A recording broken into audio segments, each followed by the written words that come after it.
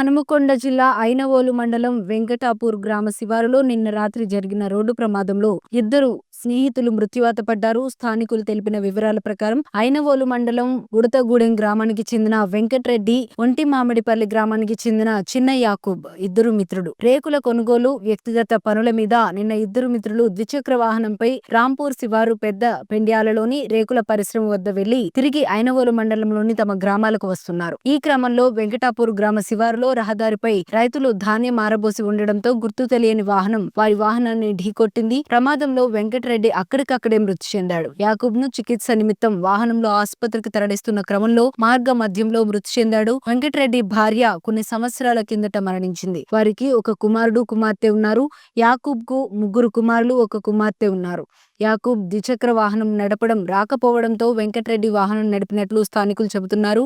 విషయం తెలుసుకున్న పోలీసులు ప్రమాద స్థలానికి చేరుకొని విచారణ చేపట్టారు.